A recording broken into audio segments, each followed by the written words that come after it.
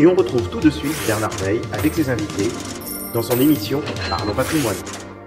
Bonsoir, bonsoir à tous. Comme d'habitude, toujours une joie de vous retrouver. L'équipe est au complet et même au super complet, avec beaucoup d'invités, un peu plus que d'habitude, des gens de qualité et des gens de renom. Avant de rentrer dans le vif du sujet, je vais juste faire un petit retour en arrière sur nos précédents éditos. Je vous parlais il y a quelques semaines des banques, du fait que nous pensions que le temps des vaches maigres était derrière nous. Cela semble se confirmer et je crois que l'heure est venue pour les banques de se réinventer et d'ainsi renouer avec la création de valeur, ce qui est le dernier frein pour de très fortes hausses. La hausse des taux va leur faire le même effet que le vent dans le dos ainsi. Plus récemment, nous vous avions parlé de la téléphonie en général et d'Orange en particulier, en vous disant que là aussi, le pain noir avait été mangé, ce qui semble se confirmer. Nous restons positifs sur le secteur bancaire et Orange. Mon sujet cette semaine est de vous parler du krach invisible, celui dont personne ne parle. Il a commencé fin de l'année dernière. Il s'est essentiellement focalisé sur les valeurs technologiques et le Nasdaq. L'indice n'en a que très peu souffert. Depuis leur plus haut du mois de novembre 2021, les 2/3 des valeurs du Nasdaq ont perdu plus de 40% de leur valeur et la moitié plus de 60%. Pendant ce même temps, les GAFAM et quelques autres valeurs ont d'abord continué de monter, ce qui a masqué la baisse en décembre 2021. Elles ont ensuite beaucoup moins baissé, ce qui a fortement atténué en janvier 2022. Puis on prend comme exemple un fonds de la financière d'échiquier, société de gestion de qualité que nous recommandons régulièrement. Les chiffres sont éloquents. Il s'agit du fonds Échiquier World Next Leader. Ce fonds, comme son nom l'indique, spécialisé dans les valeurs qui devaient être les leaders de demain, a progressé d'environ 90% en 2020, ce qui montrait l'engouement pour ces valeurs. Il a baissé de plus de 20% dans les 6 dernières semaines de l'année et presque la même chose en janvier 2022. La question que tout le monde se pose aujourd'hui est de savoir si ce krach ultra rapide est fini, s'il va continuer sur le même secteur ou se transmettre à un ou d'autres secteurs. À l'heure où j'écris, Facebook vient de dévisser de plus de 25%. Comme quoi, si les profits ne sont pas au rendez-vous, il n'y aura pas de pitié. Les points sur lesquels je voudrais l'avis de nos invités, faites-vous le même constat que moi. Il y a eu un krach. Le pire est derrière nous, où les ennuis vont commencer. Pour les plus vieux, est-ce un remake du krach 2000-2003? Et comme toujours, je pose la question à David, qui fait partie des plus vieux. Est-ce un remake du krach 2000-2003?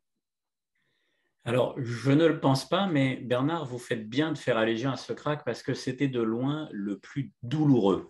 Parce que finalement, il s'est installé dans la durée et on se souvient tous, en mars 2003, plus personne, mais plus personne, ne voulait entendre parler des marchés actions après 3 ans de baisse non-stop. Donc, en fait, ce que l'on a vu depuis cette période 2001-2003, c'est que les cracks, finalement, ils ont été de plus en plus courts. La raison pour laquelle ils ont été de plus en plus courts, donc je fais allusion à 2008, on va dire c'est 1 an et demi, 2007-2008.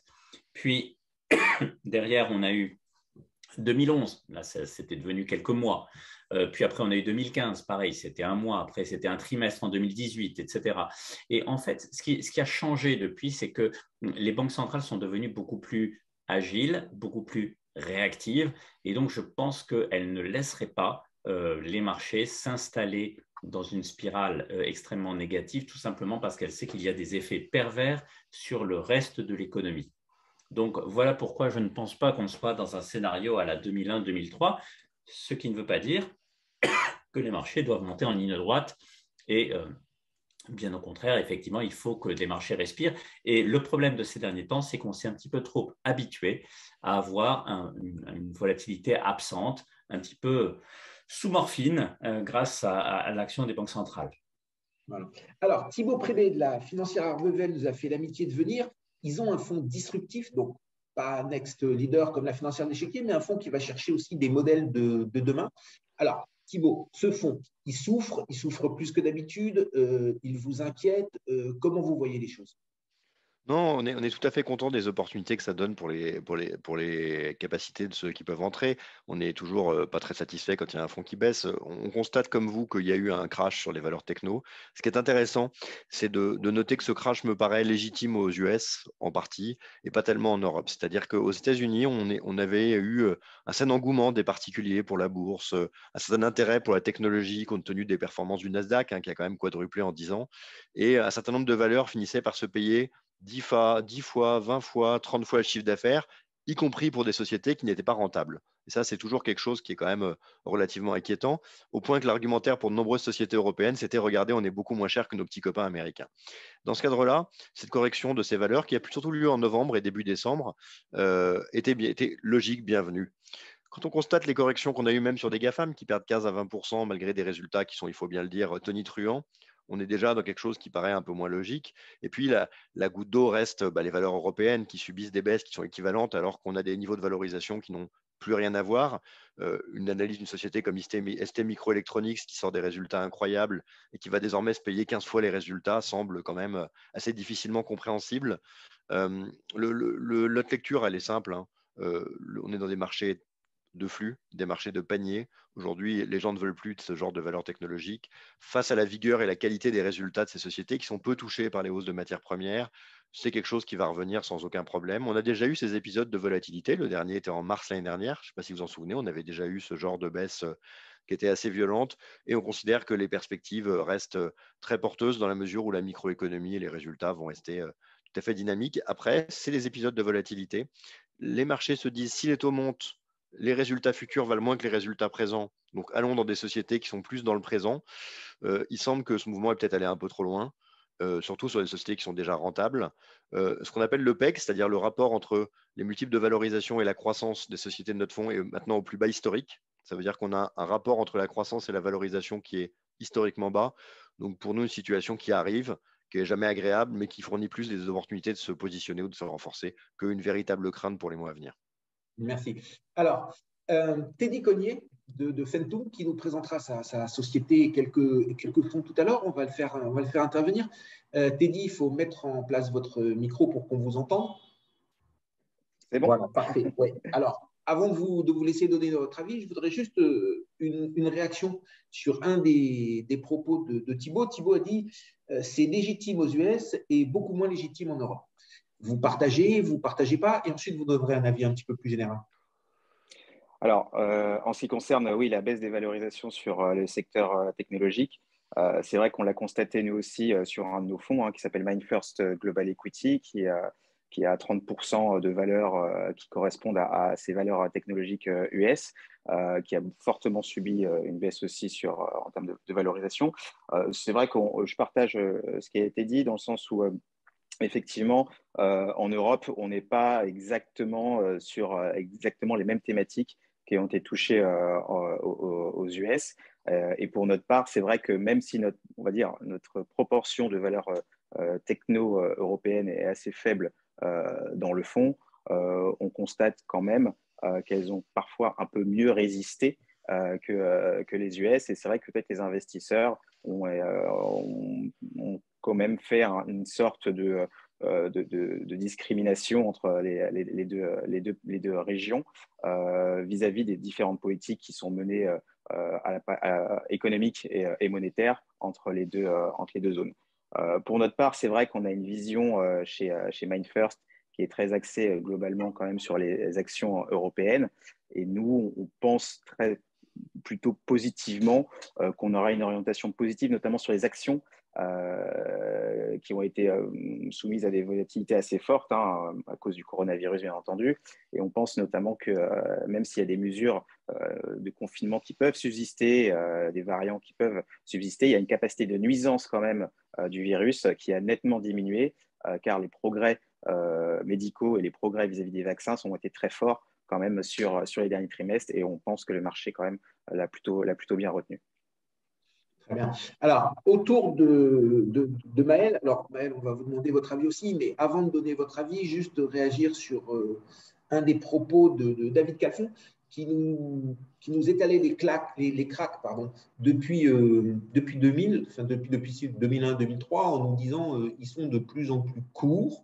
Est-ce que vous partagez ça comme une réalité, ou est-ce que vous avez plutôt envie de nous dire attendez, méfiez-vous, ils ne vont pas raccourcir comme ça, et on peut aussi revenir dans des cracks longs. La BCE a des armes, mais elle n'a pas toutes les armes. Sur ce point précis, Maël, et après un avis plus général. C'est un thème que j'avais évoqué il y a quelques émissions de cela, en disant qu'on n'appréhendait plus les cracks, les mauvaises nouvelles, aussi bien au niveau géopolitique que financier, de la même façon.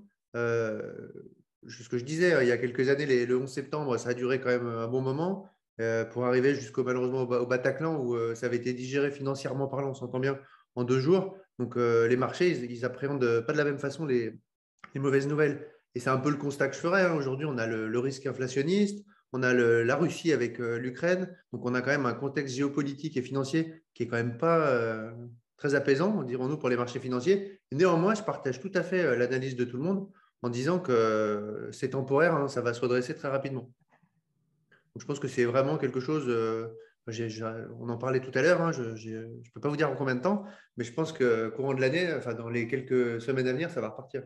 D'accord. Est-ce que vous, au niveau de votre compagnie d'assurance et dans les flux rentrants, bon, on sait que 2021, ça a été une année record avec des flux rentrants. Est-ce que vous voyez des arbitrages à nouveau vers les actions ou plutôt le contraire, des gens qui vendent des actions pour se reprotéger vous sentez quelque chose bouger ou tout est normal comme d'habitude? Non, pour l'instant, honnêtement, c'est comme d'habitude. Alors, il y a un phénomène de consolidation sur le non-coté qui est soi-disant décorrélé des marchés. Donc ça, c'est un phénomène qui date quand même d'il y a 2 ans et demi. Je dirais qu'il y a eu, ça s'est accéléré l'année dernière, mais c'est soit du non-coté, soit des actions, hein. Il n'y a pas d'autre chose. Donc, il n'y a pas eu vraiment de changement là depuis le début de l'année. Et on ne voit pas vraiment de gros mouvements vers le monétaire, certainement pas l'obligataire. Mais même les États-Unis, il n'y a pas eu beaucoup de désinvestissement sur les marchés américains, dans nos contrats en tout cas. D'accord. On va revenir à Thibaut.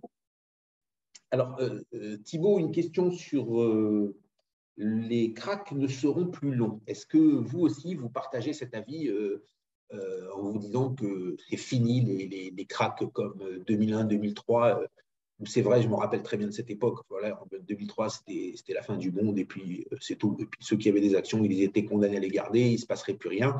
Tout d'un coup, et là, je vais faire un petit parallèle qui est un clin d'œil. Tout d'un coup, les Américains déclenchent leur seconde guerre d'Irak et le jour où la bagarre commence, les marchés commencent à monter. Alors, je me dis les marchés ont commencé à monter parce que tout le monde savait comment ça allait se terminer. Ça allait se terminer par la défaite de l'Irak. Et c'est pour ça, là, le petit clin d'œil, pensez-vous que si les Russes attaquent l'Ukraine, les marchés vont remonter? Alors, Thibaut, deux choses. D'abord, la plus sérieuse, les cracks ne seront plus longs. Et ensuite, est-ce que vous pensez que ça va remonter si les Russes attaquent l'Ukraine? Alors, effectivement, ce point que soulève David est tout à fait juste. C'est-à-dire qu'on a compris une chose, c'est que ça coûte plus cher de ramasser les dégâts que d'essayer de colmater la brèche dès qu'elle arrive. Et donc ça, c'est quelque chose qu'avec le recul, on a vu, on connaît, on en a l'habitude. On sait qu'à un moment donné, il faut réagir, il ne faut pas attendre. Et de facto, les banques centrales interviennent beaucoup plus vite. Donc ça, c'est quelque chose qui me paraît tout à fait juste. Et je pense que si la situation se détériore, on a une réaction rapide. Maintenant, il ne faut pas non plus oublier que la plupart des indices ont progressé l'année dernière très fortement et que même s'il y a du sang sur les murs, sur les petites valeurs américaines, à l'échelle des grands indices, on a du mal à faire pleurer les banques centrales qui sont sans doute plus sensibles à ce qui peut se passer sur les marchés immobiliers, qu'elles ont voulu faire refluer, mais il ne faudrait pas que ça aille trop vite compte tenu des hausses de taux qui sont en train d'arriver. Et puis, il faut aussi regarder le fondamental, c'est-à-dire qu'on a un crash en 2000 avec des valeurs à la France Télécom qui se payaient 100 fois les résultats. On est quand même dans un univers qui est très différent aujourd'hui. Donc, je ne crois pas qu'on ait ce genre de situation ou ce genre d'inquiétude. Donc, vraisemblablement, effectivement, des mouvements de marché. Ce qu'on constate par contre, effectivement, c'est une volatilité inhabituelle. Voilà, voir des sociétés de taille de Google, de Facebook, d'Amazon connaître des mouvements d'une telle ampleur, ça reste quelque chose d'assez atypique qui montre qu'il y a quelque chose d'un peu cassé dans le marché actuellement.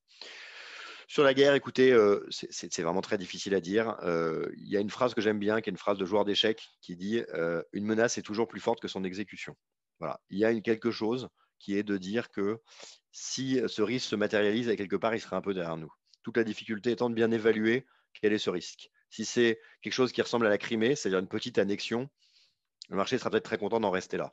Si on parle de quelque chose de plus important, si on parle à côté de ça de la Chine qui en profite pour essayer de faire un peu main basse sur Taïwan, là on peut avoir des ramifications beaucoup plus problématiques. Donc c'est vraiment aujourd'hui très difficile d'évoquer ça. Ce qu'on peut juste se dire, c'est que sur le long terme, les profits des sociétés globalement augmentent très fortement. Donc on est sur une sinusoïde ascendante. On est plutôt sur la partie, on va dire, un peu basse de cette sinusoïde. Ça va revenir. Est-ce qu'il faut attendre 1 mois, 2 mois, 3 mois? J'en ai pas la moindre idée. Mais tant que les résultats sont aussi rigoureux, je pense qu'il n'y a pas grand-chose à craindre. D'accord. Allez, j'ai gardé la question la plus difficile pour Teddy.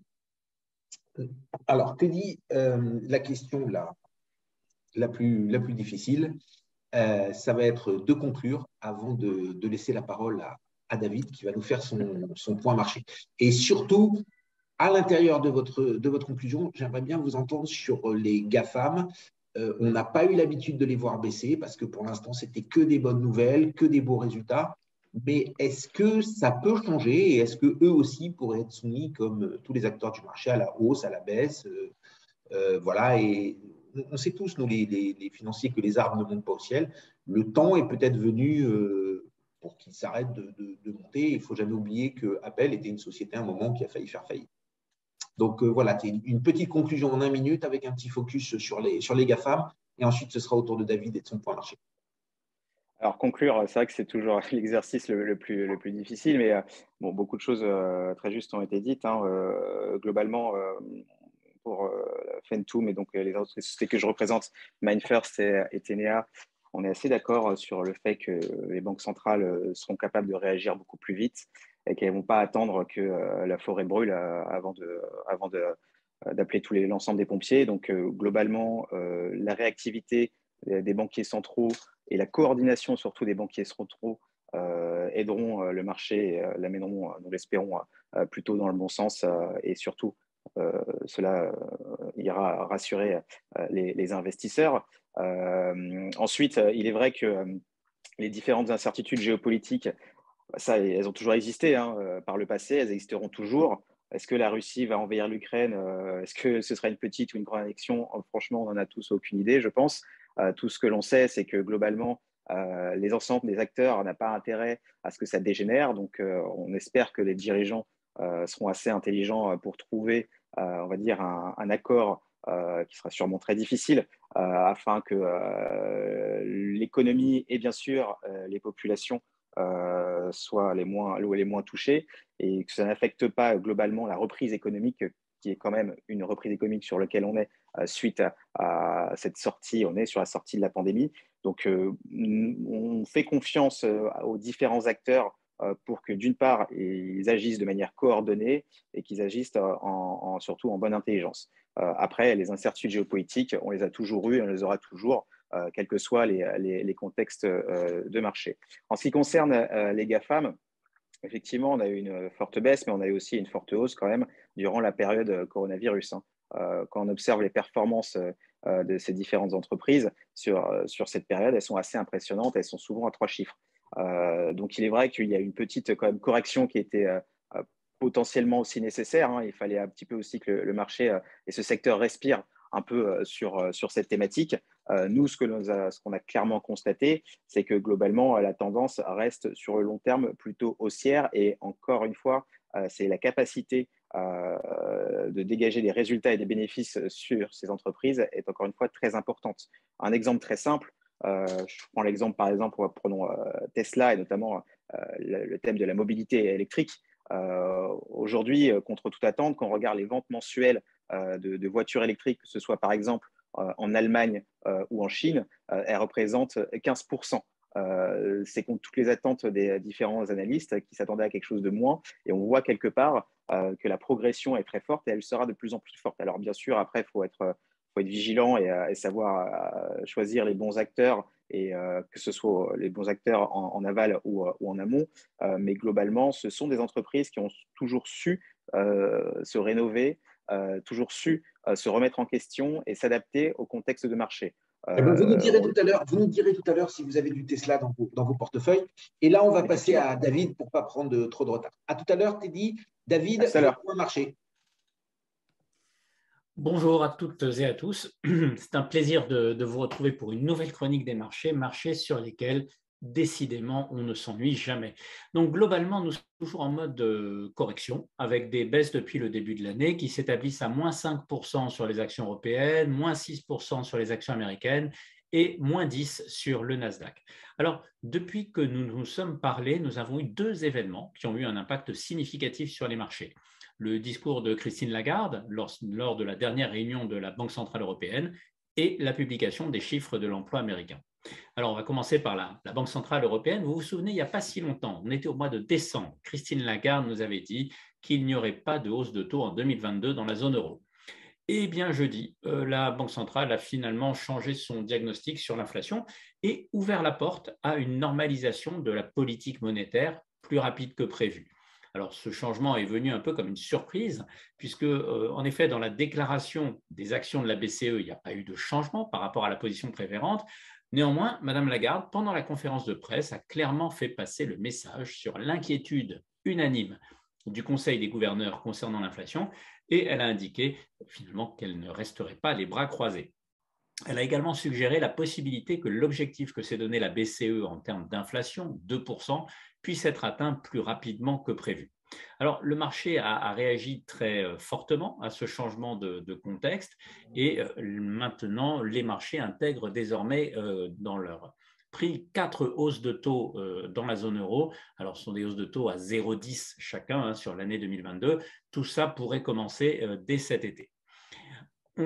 Si on passe de l'autre côté de l'Atlantique maintenant, avec les chiffres de l'emploi américain, là on voit que les marchés sont vraiment dans une phase good news is bad news, c'est-à-dire qu'ils réagissent négativement à ce qui est somme toute plutôt une bonne nouvelle, à savoir que l'économie américaine a créé beaucoup plus d'emplois que prévu. Alors en effet, on a eu 467 000 créations d'emplois en janvier contre 125 000 anticipés par le consensus des économistes. C'est la première fois en fait depuis plusieurs mois que ce chiffre dépasse les attentes.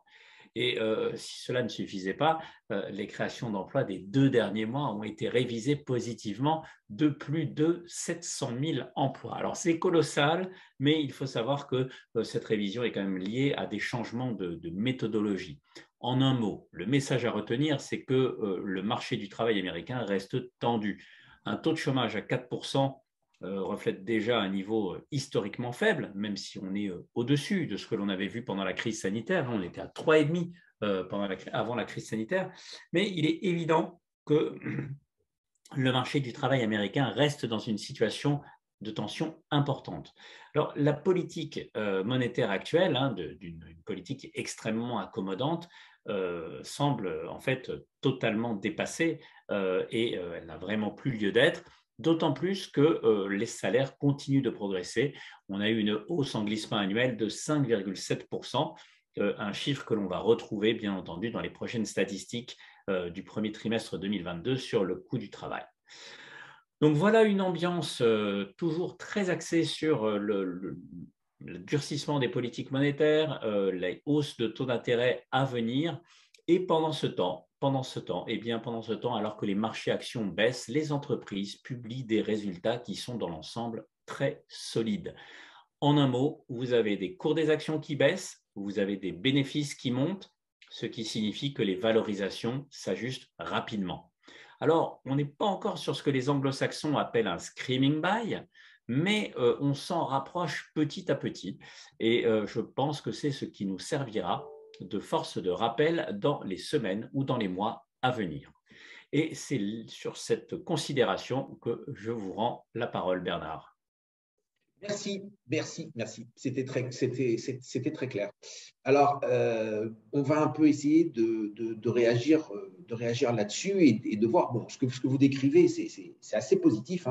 C'est-à-dire que, bon, voilà, le choc, on l'a eu, de toute façon, on le constate tous, et puis c'est un fait. Il y a des éléments qui expliquent pourquoi, il y a des éléments qui sont un petit peu incompréhensibles en se disant c'est pas normal que ça ait tellement baissé et tout. Mais ce qui semble sortir un petit peu de ce que vous dites tous, alors soit à demi-mot, soit complètement, c'est qu'on va vers un retour tranquille de la hausse. Probablement une hausse modérée, puisqu'on ne va pas avoir le vent dans le dos avec de l'argent gratuit, mais les bénéfices sont là, le développement est là, et puis il y a un élément que je vais quand même rajouter, et c'est sur cet élément-là que je vais vous demander de réagir l'un après l'autre. Une des raisons de toute cette surchauffe, ce sont les plans de relance et l'injection d'argent fait par les États. Et cet argent, il n'est pas virtuel, il a vraiment été injecté. Donc, si les choses n'ont pas été faites bêtement, et même s'il y a pu y avoir quelques erreurs, on va retrouver le résultat de ces investissements. C'est-à-dire que quand un peu comme disait Keynes, hein, quand on construit des ponts, à un moment, les gens ils passent par les ponts. Donc là, on a construit des usines, rapatrié des choses, développé des choses. Donc tout ça, ça va être un deuxième effet ou un troisième effet. Et c'est là-dessus que j'aimerais vous entendre, Thibaut. D'abord, est-ce qu'on est en train de sortir? Est-ce que vous voyez les choses se calmer? Est-ce que vous voyez les choses redémarrer? Et l'effet retard ou l'effet qui peut être à 6 mois, 1 an, 2 ans de tous ces investissements qui ont été faits, comment est-ce que vous le voyez prendre la place du vent d'eau qui était l'argent abondant avant? Non, pas vraiment, parce qu'en réalité, aujourd'hui, et je crois qu'il faut revenir à ce que disait David de manière très juste, hein. On est dans une situation d'inversion. C'est-à-dire que ce qui est vu comme des bonnes nouvelles fait monter les matières premières, fait créer l'activité, fait saturer le marché de l'emploi, et au final, ça inquiète plus que ça n'aide, parce que les marchés sont habitués à gérer des situations de taux zéro. Et donc, tout ce qui va nous amener à revenir là-dessus, pour l'instant, n'est pas un facteur de vent dans le dos, mais un facteur d'inquiétude. Évidemment, tout ça n'est que temporaire. La qualité des résultats des entreprises ne pourront à terme qu'être un soutien à leur cours. Mais à très court terme, tant qu'on est dans cette phase, en plus en plein hiver, avec un prix du gaz très cher, on reste dans une logique d'inquiétude. Mais à un moment donné, les marchés se posent, se calment, regardent les valorisations, regardent les sociétés et reviennent naturellement. Donc en réalité, le vent dans le dos ne sera pas, à mon sens, une bonne nouvelle. Ce sera juste une stabilisation des niveaux de taux. Une fois qu'on aura, et c'est probablement pas loin d'être le cas, plus que bien envisager les hausses de taux à venir. Et là, on reviendra faire notre marché en se rendant compte qu'il y a un certain nombre de classes d'actifs, dont les valeurs technologiques, qui sont au final maintenant relativement peu chères et dont les perspectives restent excellentes dans un monde où la main-d'œuvre reste difficile à trouver. Donc, si on veut être optimiste, on dirait qu'on n'a probablement plus tellement besoin de catalyseurs, on a juste besoin d'une accalmie. Maël, vous en pensez quoi? Vent dans le dos, pas vent dans le dos, on a besoin d'une accalmie, le gaz trop cher, on redémarre au printemps alors, quand on a besoin d'un peu moins de gaz, d'un peu moins chauffé? Bah, je pense que voilà, il y a pas mal de mauvaises nouvelles potentielles là, qui sont dans l'air. Les énergies qui coûtent cher. Encore une fois, moi je pense que la Russie, l'Ukraine, je partage un peu ce qui est dit, hein, ça fait plus peur en amont qu'une fois que si ça se réalise, qu'ils décident d'attaquer. Donc je pense qu'une fois qu'on sera un petit peu plus fixé là-dessus, ça va repartir tranquillement. Et je dirais que de ce que j'entends et de ce que je vois, tous les fondamentaux sont quand même là. Comme le disait David, hein, les bonnes nouvelles, ça devient de mauvaises nouvelles, hein. Le marché de l'emploi, il a jamais été aussi bien. Donc, au final, il y a quand même pas mal de bonnes choses et de choses rassurantes. Et donc, je pense qu'on a le vent dans le dos et on n'a rien besoin de faire, à mon avis. Juste peut-être attendre que ça se calme un petit peu et que tout le monde se détende un petit peu. Ok. Alors, par rapport à l'Ukraine, j'aimerais quand même revenir parce qu'on en a parlé, on en parle à demi-mot, on en parle comme des financiers, mais juste, on va un petit peu sortir et en parler un peu comme des politiques. Je vais vous dire l'impression que j'ai et vous allez me dire si vous la partagez. J'ai l'impression que Poutine a forcé les Européens à jouer un espèce de Munich bis en faisant monter la pression, en poussant à venir un envoyé de l'Europe qui communique matin, midi et soir avec les États-Unis le voir, en sachant très bien que cet envoyé de l'Europe pourrait partir avec une belle victoire à condition de lâcher quelque chose et que Poutine se contentera de ce quelque chose de lâcher. Donc, je ne sais plus si c'est David ou Thibault qui évoquait une petite annexion un petit peu à la Crimée. Mais voilà, qu'on va vers quelque chose comme ça. Et ça, ce serait plutôt une bonne nouvelle, puisque à partir du moment où il aurait ce bout de terre, cette bande de terre, ou cette petite annexion, ou ce petit plus de gagné, les intervenants seraient calmés. Donc voilà ce que j'en pense. Donc très rapidement, David, là-dessus, vous partagez pas? Je pense que ce n'est pas effectivement ce que cherche Poutine, c'est plutôt l'assurance que ces ex-pays, ces ex-républiques de l'Union soviétique ne tombent pas côté OTAN. Voilà. Donc en fait, ils veulent s'assurer que l'OTAN ne mettra pas la main sur ces pays-là. Donc voilà, effectivement, ça milite pour une certaine neutralité dans cette zone. c'est véritablement ce qu'il veut. Je pense qu'il n'a pas forcément d'intérêt à annexer quoi que ce soit. Il n'y a pas d'enjeu stratégique en termes d'annexion. Il n'a pas besoin de ce mouvement pour s'assurer soit des ressources naturelles, soit un débouché vers la mer, par exemple, ou des choses comme ça. On n'en est pas là. Ça, il l'a déjà fait avec la Crimée.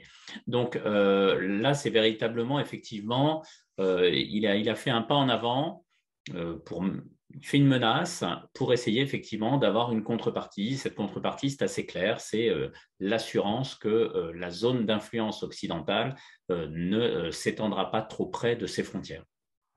Alors Thibault, moi je dis qu'il veut un bout de terre.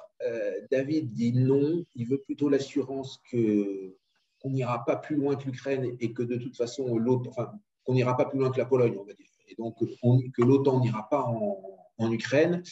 Et vous dites quoi? Vous dites l'un, l'autre ou non, mon capitaine, il veut les deux?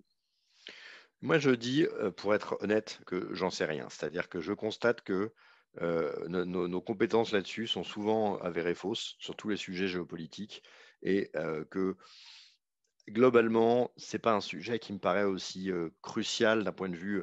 Enfin, moi, ma lecture, si je dois caricaturer, c'est qu'on a historiquement tendance à surpondérer l'importance des sujets qui nous tiennent à cœur dans le quotidien par rapport à ce qu'ils impactent d'un point de vue économique et financier. Je pense que le sujet de la Russie et de l'Ukraine est un sujet crucial pour nous en tant qu'individus, en tant que citoyens, de notre vision du monde dans la paix. Je ne pense pas que d'un point de vue financier, ce soit aussi important. Et donc, voilà, il me semble que le vecteur d'inconfort que ça procure est sans doute un peu trop important, comme pour les élections, à l'égard de l'impact sur les sociétés. En revanche, quel est le jeu de Poutine? Est-ce qu'il le sait lui-même? Je ne sais pas. En tout cas, c'est sûr que moi, je ne me sens pas expert et compréhensif très clairement de ce qui est en train de se passer. Tout au plus, peut-on dire que la volonté occidentale semble être d'avoir une opposition entre les États-Unis qui ont tendance un peu à chercher l'escalade et la vision européenne qui est plutôt en train d'essayer de chercher, via l'intervention d'Emmanuel Macron, la désescalade. Très bien. Eh bien, merci beaucoup. Merci beaucoup. Donc, voilà, on verra dans quelques semaines, voilà, en sachant que Thibault, il a automatiquement gagné parce que quand on dit que je ne sais pas, on ne peut pas se tromper. Donc, bravo Thibault, vous êtes gagnant et on verra qui de David ou moi avait un peu plus raison ou un peu moins tort. En tout cas, vous avez raison Thibault. Quand on joue à ce jeu, on se trompe beaucoup plus souvent qu'on a raison. Mais il ne faut pas tomber dans le piège de se surestimer, mais juste on est obligé d'avoir une position parce qu'une position en apporte une autre et en apporte une autre et permet après de prendre des décisions. Teddy, on va revenir vers vous. Une petite conclusion, c'est encore vous qui concluez. Vous êtes gâté aujourd'hui, vous êtes vraiment gâté aujourd'hui. Vous concluez sur l'Ukraine. Donc là, maintenant, vous avez 3 choix, ou alors vous pouvez être créatif et avoir une 4e position différente. Et ensuite, vous enchaînez et vous nous présentez Fentum, voilà, chose principale pour laquelle vous êtes venu. Alors, sur l'Ukraine. Je vais être très concis sur l'Ukraine. Je rejoins Thibault sur un point et David sur un autre. Comme Thibault, je ne suis pas expert en géopolitique.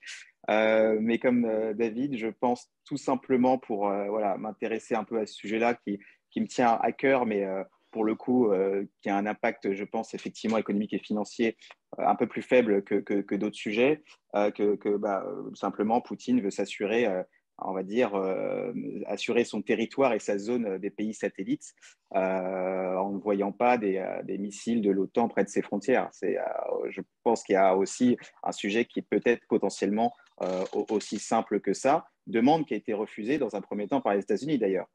C'est peut-être pour cela aussi qui pousse la négociation un peu plus loin sur ce sujet. On verra où est-ce que ça mènera, mais bon, comme je disais précédemment dans ma première conclusion, je pense que ce soit Poutine ou Joe Biden et les Européens, tout le monde trouvera un terrain pour qu'il y ait une sorte d'accord où personne ne sort trop perdant, notamment les Russes et les Américains. Pour revenir peut-être à un sujet sur lequel j'ai un peu plus de visibilité et que je connais un peu mieux, je veux parler donc de ma société, Fentum. Fentum représente 2 sociétés de gestion en France, MindFirst et Tenea. Pour faire très simple, Fentools s'occupe de la commercialisation des fonds de la société de gestion MindFirst et de la société de gestion Atenea. Tout ça, c'est le même groupe, pour faire très simple. Et aujourd'hui, l'idée, c'est de parler un peu plus de MindFirst, qui est une société de gestion donc allemande basée à Francfort et qui gère aujourd'hui à peu près 5 milliards d'actifs sous gestion. Et ce qu'il faut juste retenir de MindFirst, si on devait retenir une chose, c'est un process qui est assez, on va dire, différenciant des autres maisons de gestion. Chez MindFirst, en fait, on accueille des gérants expérimentés qui viennent de grands groupes et qui viennent donc chez MindFirst pour, on va dire, avoir plus de liberté dans leur choix de gestion. Très concrètement, chez MindFirst, il n'y a pas de directeur de la gestion qui va contraindre ou imposer des thèmes d'investissement ou interdire tout simplement des zones d'investissement géographiques. Donc, c'est ça qui intéresse les gérants, c'est cette grande liberté dans leur choix de gestion. Et nous, pour l'année de 2021, pour MindFirst, a été très bonne. La plupart des fonds s'en sont très bien sortis, en battant largement leurs indices. Et effectivement, l'année 2022, le début de l'année 2022, ça a déjà été évoqué, est un peu plus dur, mais néanmoins, nous, on entrevoit une normalisation. Pour faire très simple encore, il y a 2 fonds que nous mettons en avant chez MindFirst. Un premier fonds européen qui s'appelle MindFirst Top European IDs, qui est, on va dire, le flagship de la maison. C'est un fonds qui fait environ 1,2 milliard d'actifs sous gestion et qui est surtout très plébiscité par les investisseurs pour une raison assez simple. Ça fait partie des fonds, on va dire, cycle value qui ont bien résisté sur les dernières années. C'est vrai que sur la place, sur ces dernières années, ces thématiques de fond a un peu fondu comme neige au soleil. Excusez-moi de vous interrompre. MindFirst Top European IDs, c'est un fonds value? C'est un fonds qui a une pondération value d'environ 40%. Voilà. Et c'est un fonds aussi qui est très exposé donc, à la reprise économique, au cycle, avec une pondération géographique très allemande, environ 50% du portefeuille est sur des titres allemands et le reste sur de l'Europe. C'est un fonds qui est article 8 et qui est labellisé FNG, c'est un label ESG allemand, l'équivalent de l'ISR. Et aujourd'hui, c'est un fonds qui est parfaitement positionné pour la reprise économique et pour la reprise de la conjoncture. Et c'est pour cela aussi que je vous en parle actuellement et c'est cela qu'on met en avant pour nos investisseurs, car très concrètement, face à l'explosion, ça a été évoqué, de la dette publique, la hausse des taux d'intérêt qui n'est pas toujours une bonne option envisageable, ce qui reste intéressant pour les investisseurs, ce sont les actions.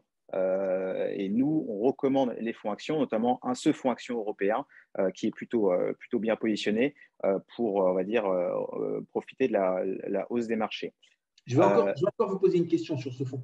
Oui. Donc, vous avez dit 40% value, à peu près 50% en Allemagne. Donc, 50% en Allemagne, ça veut dire que le reste, c'est sur le reste de l'Europe ou sur le reste de la zone euro? Alors, c'est le reste de l'Europe avec une pondération. Ouais, exactement. Le reste de l'Europe avec une pondération sur notamment le Royaume-Uni, alors qui est assez faible aujourd'hui, qui est entre 0 et 10%, mais on a de la Suisse qui est entre 0 et 10%. Le deuxième poids du fonds, c'est la France qui représente un peu plus de 10 à 11%, mais on retrouve de la Hollande, de l'Autriche, du Danemark, d'Irlande, etc., et de l'Italie. Alors, 40% value, ça nous met un petit peu, ça aiguise notre curiosité. C'est quoi les 60% qui restent? Alors, dans les 60% qui restent, on a des dossiers, on va dire, un peu plus défensifs, comme de la santé. On a aussi de la consommation, on a aussi de l'industrie. On attaque plusieurs thèmes globalement sur ce fonds qui sont assez larges et qui ne sont pas forcément sur des thématiques de cycle ou des thématiques value. Nous, ce qu'on aime, c'est la qualité de l'entreprise à travers de ce fonds-là. Et c'est vrai que la qualité de l'entreprise et les entreprises de qualité, on les retrouve assez souvent dans des pays, on va dire, un peu plus industrialisés en Europe, et notamment la France et l'Allemagne. L'Allemagne en tête, première économie européenne, en termes de stabilité économique, en termes de stabilité fiscale, c'est quand même un pays assez important. Et pour nous, il est très important, il est nécessaire d'avoir de l'Allemagne en portefeuille. Et ce qu'on dit à nos investisseurs, c'est que vous avez trop peu d'Allemagne en portefeuille. Et des valeurs de la technologie qui ont beaucoup baissé, c'est quelque chose que vous rachetez maintenant à l'intérieur de ce fonds européen? Alors, les valeurs de tech sur ce fonds européen, c'est pas on va dire, c'est pas la proportion la plus importante. On a entre 0 et 7% de titres, on va dire plutôt orientés sur la technologie dans le fonds. Nous, on est plutôt orienté sur ce véhicule sur des entreprises, on va dire, financières ou industrielles. L'une des entreprises financières, notamment, qui a très bien fonctionné l'année dernière, c'est une banque autrichienne qui s'appelle BAWAG, qu'on aime beaucoup et qui a été beaucoup appréciée, qui a très bien fonctionné. Sur le thème industriel, l'un des premiers postes à l'intérieur du portefeuille, c'est notamment l'entreprise Veralia, qui est une entreprise française, spécialisée donc bien entendu dans le verre, qui a affiché des performances intéressantes. Et pour finir, juste une entreprise aussi qu'on aime beaucoup à l'intérieur du portefeuille, c'est l'entreprise Sixt, qui a été fortement impactée sur ce qui s'est passé vis-à-vis de la pandémie, mais qui a su très bien se redresser et notamment gagner des parts de marché dans des pays, notamment aux États-Unis, où ils se sont très bien implantés. Et c'est l'exemple typique d'entreprise que l'on aime en portefeuille, bien managée, entreprise familiale qui a su monter en gamme. Aujourd'hui, quand on pense voiture de location haut de gamme, on pense à Sixt. Et typiquement, c'est ce genre de titre que l'on aime bien en portefeuille. D'accord. OK, donc continuons. Il y a un deuxième fonds? Un autre fonds dont j'ai évoqué très rapidement lors de nos premiers échanges, c'est le fonds MainFirst Global Equity. Là aussi, je vais être très concis. MainFirst Global Equity, c'est un fonds action international multithématique qui a pour objectif de sélectionner vraiment les entreprises leaders ou les futurs leaders dans les 5 à 10 prochaines années. L'idée est très simple, c'est de faire confiance aux futures locomotives, on va dire, de la croissance mondiale. À l'intérieur de ce fonds, les gérants ont pour objectif de choisir des entreprises qui ont des fortes croissances de chiffre d'affaires ou de bénéfices, et aussi des entreprises qui ont des parts de marché très importantes sur les marchés. Exemple très simple, tout à l'heure, on parlait des entreprises de tech. Alors, ce n'est pas un fonds tech, très clairement, MainFirst Global Equity, car elle est multithématique. Par exemple, pour être très concret aussi, la corrélation de notre fonds avec le Nasdaq est entre 24 et 25%. On a le secteur de la santé, on a le secteur de la nourriture alternative, le secteur de l'énergie, le secteur de la mobilité électrique, enfin, toutes sortes de secteurs qui sont pour nous des entreprises à forte croissance. Et les performances du fonds sont là aussi plutôt bonnes, plutôt intéressantes. Aujourd'hui, on est sur un fonds qui affiche depuis sa création en 2013 une performance annualisée de près de 17%. Et l'année dernière, le fonds a affiché une performance d'un peu plus de 16%. Alors, 16% l'année dernière, et pendant l'année du démarrage de la pandémie, donc en 2020, on avait combien? Sur 2020, le fonds a fait plus 44%. Alors, plus 44%, parce que là-dessus, il y avait de la technologie, et donc le rebond, il a été gigantesque après la première onde de choc. C'est ça, exactement. C'est-à-dire que le fonds a très bien résisté sur la période de Covid. Le fonds est descendu au plus bas durant la période de coronavirus à moins 13,5 face au marché, face au MSCI qui était aux alentours de moins 28, moins 30%. Donc, il a très bien résisté dans cette première phase de baisse très importante sur la première partie de l'année 2020. Et ensuite, l'équipe était très bien positionnée sur les thématiques, on va dire, les plus porteuses sur cette période post-coronavirus. Donc, c'est vrai qu'il y avait toute cette partie, on va dire, digitalisation, cloud, qui a bien profité au fond, dont on a bien profité, sur lequel on a beaucoup surfé, très clairement, mais pas que. Par exemple, c'est vrai que durant les mesures de confinement qui ont touché la plupart des pays industrialisés, il était plus intéressant d'avoir des entreprises comme Lululemon, qui est un Canadien qui fait des pyjamas et des joggings, que d'avoir du Hugo Boss qui fait des costumes cravates et des vêtements de qualité. Voilà. Vous aviez l'un ou l'autre? On avait du Lululemon, mais pas du Hugo Boss. D'accord. OK. Et donc là, ce début d'année, il est difficile pour ce fonds-là. Et est-ce que vous avez la baisse, elle vient essentiellement des États-Unis ou est-ce que dans vos choix européens aussi vous souffrez? Non, on souffre aussi dans les différents choix européens que l'on a, même si c'est des choix qui ont peut-être mieux résisté, hein. On a, au travers du portefeuille de MainFirst Global Equity, on a du luxe au travers de titres français, hein. La France représente environ 10% du portefeuille aujourd'hui, au travers de dossiers comme LVMH ou L'Oréal dans les cosmétiques. Ça souffre, mais ça souffre peut-être moins qu'effectivement que des entreprises technologiques que l'on peut avoir sur le continent américain. On observe quand même que c'est un mouvement de marché qui est plutôt global en ce début d'année, mais ça n'atteint pas la confiance de l'équipe de gestion, qui est une équipe très expérimentée, hein. Ça fait près de 30 ans qu'ils sont présents sur les actions internationales. Ils ont donc vu déjà passer quelques-unes des crises et la volatilité pour eux fait partie du jeu et ils sont assez conscients que globalement, il y aura un retour à la normale qui va s'opérer dans les prochaines semaines ou dans les prochains mois. On doit constater aussi que voilà, tous nos thèmes d'investissement, on les voit sur le très long terme. Et c'est vrai que des périodes de volatilité très fortes sur des périodes 1 ou 2 mois, on en a et on en aura toujours. Globalement, la vision sur long terme des marchés actions pour nos gérants est plutôt positive. Alors, la vision long terme, elle est toujours positive pour un gérant. Il suffit d'allonger le terme, même si un gérant peut être négatif à 1 an, 2 ans, à 5 ans. En long terme, on est toujours positif. Ou alors, on pense que le monde va s'arrêter, que le paradigme va changer. Et là, quand on a des changements de paradigme, ça peut faire vraiment très, très peur. Mais si on essaye d'être un peu plus, de regarder un petit peu plus les choses et de revenir un petit peu à ce qu'on disait dans l'édito, vous pensez que ça va aller vite maintenant? Et ne me dites pas, j'en sais rien, parce que par définition, aucun d'entre nous ne sait quelque chose. Mais vous pensez, en tout cas pas le futur, mais vous pensez que c'est quelque chose qui va vite revenir? En début d'émission, Thibaut nous disait que c'est quand même exagéré. Quand on voit des sociétés d'une telle qualité se payer 15 fois les bénéfices, ça n'a pas vraiment de sens. Ou alors, vous vous dites, on peut aussi être dans une espèce de zone comme ça où personne ne veut voir la réalité.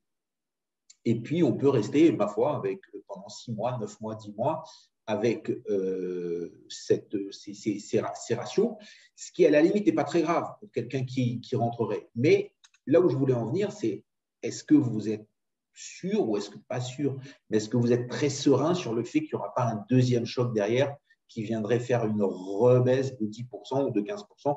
Et donc, en termes de market timing, et tout le monde le sait, c'est la chose la plus difficile dans notre métier, c'est peut-être pas le moment de rentrer. Et après, on entendra Thibaut, qui est resté religieusement à vous écouter, on entendra 2 minutes là-dessus aussi sur le market timing. Alors, je comprends la question sur le market timing. Après, c'est vrai que bon, on n'a pas de cristal.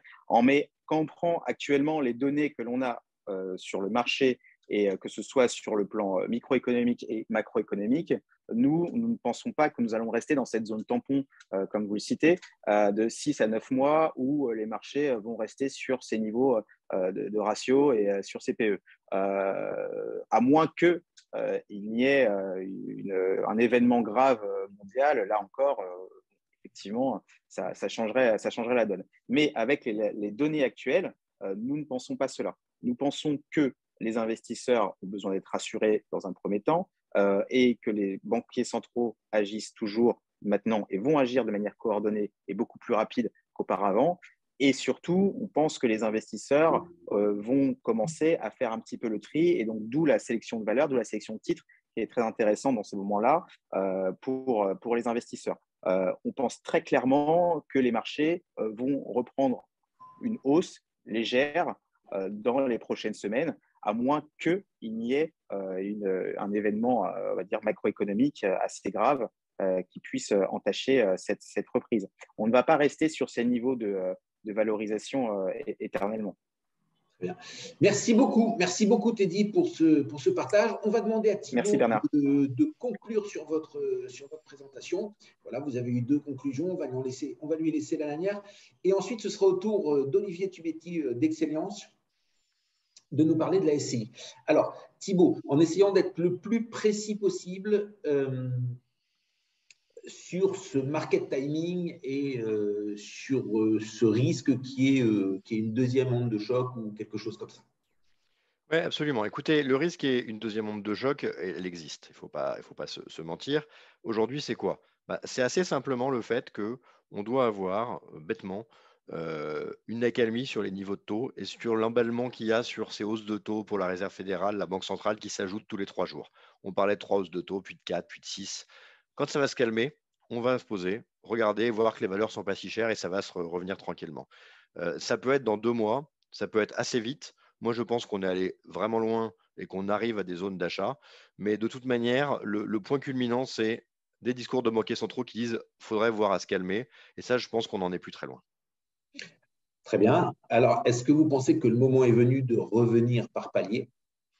Absolument. Nous, c'est vraiment ce qu'on a commencé à refaire chez Financière Arbevel. Je pense que de toute façon, vous savez, on le dit toujours, un investissement de long terme, c'est un investissement de court terme qui n'a pas marché. Pour essayer de détecter ça, le moyen le plus simple, c'est de savoir si on est confort sur les niveaux d'achat à long terme. Aujourd'hui, c'est clairement oui pour nous.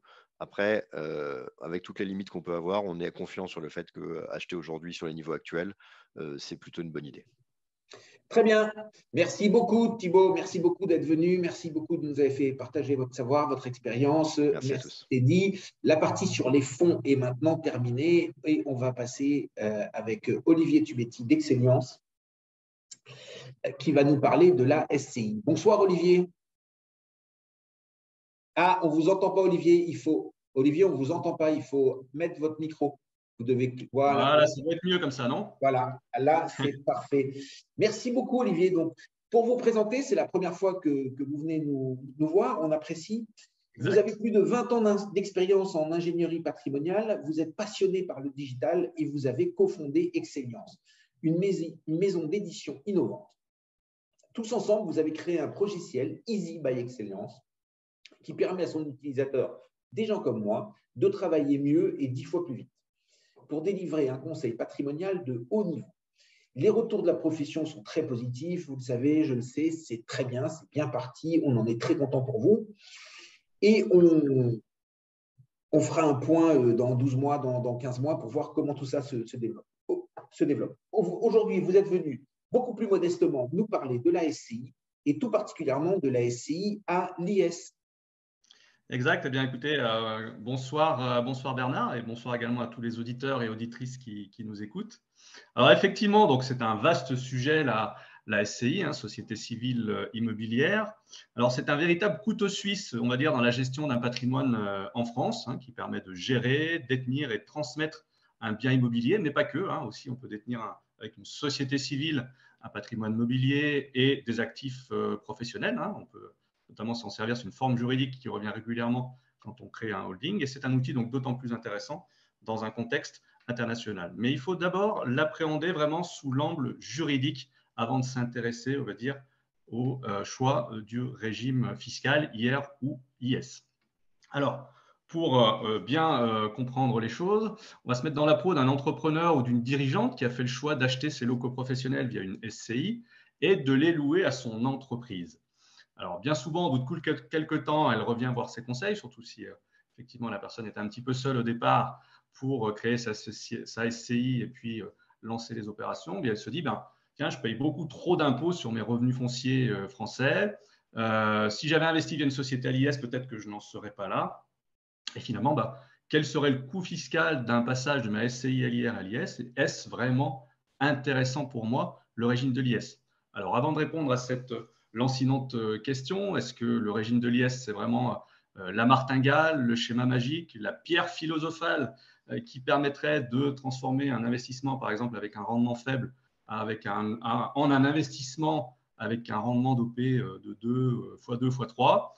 Avant de répondre à cette question, on va déjà planter un petit peu le décor et revenir un peu en arrière. Alors, une société civile immobilière, effectivement, c'est une société de location qui permet donc d'acquérir, gérer et transmettre sur mesure un patrimoine immobilier privé ou professionnel.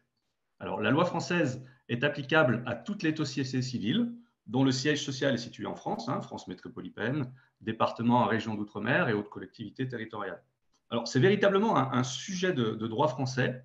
La SCI est une personne morale dont la personnalité est distincte de celle des associés qui se sont groupés pour l'unité de naissance. Alors ça, c'est effectivement quelque chose d'important. Une société civile, il faut être au moins 2 pour la créer initialement. Il n'y a pas besoin d'un capital initial fort pour la créer, donc il n'y a pas de limite, je dirais, au capital initial. Et en termes de responsabilité vis-à-vis des dettes de la société, la responsabilité est indéfinie entre les associés, mais pas solidaire, à la différence d'une société en non collectif, par exemple. Alors, la SCI dispose également d'un patrimoine qui lui est propre. Elle constitue un instrument de gestion patrimoniale très intéressant dans la mesure où les signataires du pacte social disposent d'une grande liberté contractuelle et organisationnelle. La SCI nécessite cependant effectivement le respect d'un minimum de formalisme et de règles pour pouvoir exister conformément aux objectifs des associés, on va dire sur les plans juridiques et fiscaux. Alors, dans ce cadre, pour que le schéma adopté par les associés soit une réussite, eh bien, un certain nombre d'éléments sont à considérer durant toutes les phases de la vie d'une SCI, que ce soit lors de sa constitution, durant son fonctionnement, à la fin de son activité ou à l'occasion de la sortie d'un associé. Et pour cela, effectivement, c'est une bonne chose de se faire accompagner par un ou des conseils. Alors, pour arriver au sujet qui nous occupe, sur le plan fiscal, les SCI relèvent souvent du régime des sociétés de personnes de l'article 8 du Code général des impôts français. En clair, leurs résultats sont déterminés et calculés au niveau de la société, mais ils sont imposables entre les mains de leurs associés pour la part revenant à chacun. C'est ce régime qui s'applique de plein droit aux sociétés dont l'objet est la location d'immeubles nus, donc activité civile par nature d'un point de vue fiscal. Alors, les SCI font donc normalement partie de ce qu'on appelle les sociétés fiscalement transparentes. Elles doivent donc chaque année déposer une déclaration de résultat, le fameux formulaire CERFA numéro 2072, bien connu des détenteurs de parts de SCI. Sur demande de l'administration fiscale, eh bien, elles doivent justifier le résultat déclaré, mais ce sont ensuite les associés qui sont imposés sur la quote-part de résultat qui leur revient et que celle-ci ait été effectivement perçue ou non par chacun d'eux. Et là, c'est une différence, je dirais, fondamentale avec une société soumise à l'IS, société dite opaque, qui, elle, déclare, justifie et paye l'impôt. Et finalement, les associés ne sont imposés qu'à partir du moment où les sommes leur sont distribuées. Alors, l'imposition à l'impôt sur le revenu du résultat de la société est effectuée en fonction de la catégorie fiscale à laquelle appartiennent les revenus et plus-values de nature non commerciale qui composent donc ma SCI LIR. Par exemple, le revenu foncier pour les loyers, plus-value immobilière des particuliers en cas de cession d'un immeuble, revenus de capitaux mobiliers en cas de perception de dividendes. C'est le fameux principe de tunnelisation des revenus et plus-values défini à l'article 60 et 238 bis K2 du Code général des impôts français. Alors, seulement le régime d'imposition des résultats d'une société de personnes, en fait, dépend de 2 paramètres. Son propre régime fiscal et la qualité de ses associés. Ainsi, si une SCI se livre de manière non accessoire à des opérations fiscalement identifiées comme commerciales, par exemple la location meublée, eh bien, elle sera passible de plein droit à l'IS pour l'ensemble de ses activités. Titre d'exemple, si mon activité de location meublée représente plus de 10% des recettes totales de ma SCI, eh bien, celle-ci sera automatiquement assujettie au régime de l'IS. Alors, là, en principe… Excusez-moi de vous interrompre, Olivier. Et là, oui. si je ne dis pas de bêtises, il n'y a pas de machine arrière. C'est-à-dire qu'une fois qu'on aurait fait ça, les impôts vont nous dire vous êtes maintenant automatiquement à l'IS et on ne pourra pas dire à partir de maintenant, je ne fais plus de location meublée, je veux revenir à l'IR, c'est ça? Exact, tout à fait. Ouais, ça, c'est quelque chose effectivement de fondamental. Ce n'est pas la même chose que d'opter pour l'IS.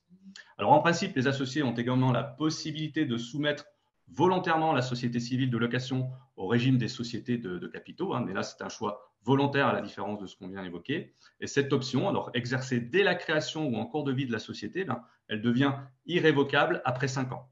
En cas de révocation dans les 5 ans, il n'est pas possible d'opter à nouveau par la suite pour l'IS. Alors, si la SCI… J'ai une petite question technique. Oui. Donc, on demande à passer à l'IS. Oui. Ensuite, on révoque, donc on revient à l'IR.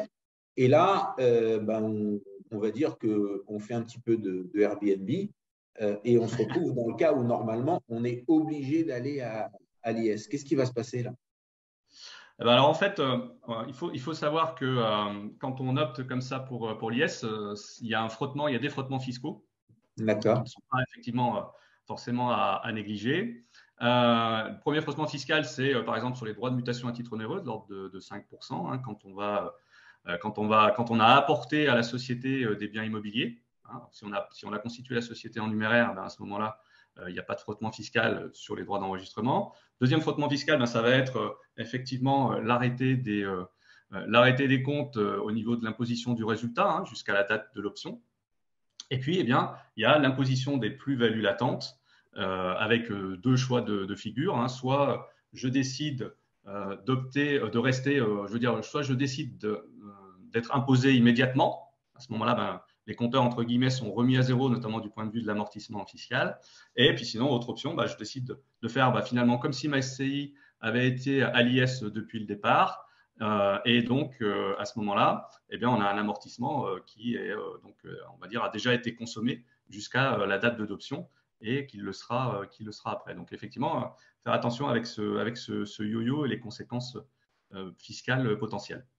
D'accord. Alors, ces quelques principes étant posés, que nous dit la théorie si on compare les régimes des revenus fonciers soumis à l'IR avec une imposition selon le régime des BIC à l'IS? Eh bien, finalement, l'intérêt de l'option du régime de l'IS doit s'apprécier vraiment au cas par cas, notamment, donc, c'est un petit peu du bon sens, hein, d'autant plus quand on est dans un environnement, je dirais, professionnel, avec des biens professionnels, d'autant plus quand on a une perspective de capitalisation, on va dire, des revenus dans la structure. C'est un très bon outil de capitalisation, et également avec on va dire, un intérêt pour le régime encore renforcé si j'ai un compte courant d'associés important qui est dans mon schéma et qui me permettra de faire des retraits non fiscalisés sur ce compte courant pour me permettre donc de dégager des revenus futurs. Alors, ce que je propose, Bernard, c'est qu'on parte sur un exemple concret et puis qu'on compare, eh bien, tiens, est-ce que le régime, quels sont les impacts, on va dire, du régime de l'IS si j'ai un rendement élevé de l'ordre de 9%, ce qui est habituellement le cas quand on loue des locaux professionnels, hein, on a un rendement qui est compris entre 7 et 10%. Et puis, versus, eh bien, si j'ai dans ma société à l'IS un bien avec un rendement un petit peu plus faible de l'ordre de 3 ou 4%. Alors, donc là, notamment… Juste quelque chose. Est-ce que les choses sont complètement différentes si la question est de savoir, je démarre, c'est-à-dire que voilà, bon, ben là, je vais acheter. Je vais acheter demain. Demain, je vais aller signer ma promesse. Donc, j'ai 3 mois pour réfléchir si je mets une société à l'IS ou si je mets une société à l'IR. Est-ce que le raisonnement est différent plutôt que de dire, bon, ben, j'ai quelque chose dans une société à l'IS, est-ce que je passe dans une société à l'IR, est-ce que je passe à l'IS ou est-ce que j'y passe pas? Ou est-ce que c'est le même type de raisonnement? En fait, tout dépend en fait des critères que l'on va privilégier. Si on privilégie plutôt, suivant qu'on va privilégier plutôt la trésorerie pendant la phase d'investissement de la société, suivant qu'on va privilégier plutôt une approche financière à base de taux de rentabilité interne ou de valeur actuelle nette, qui tiennent compte, je dirais, de la date de perception des différents flux. Suivant finalement ses objectifs et sa situation, bien, les choses sont différentes.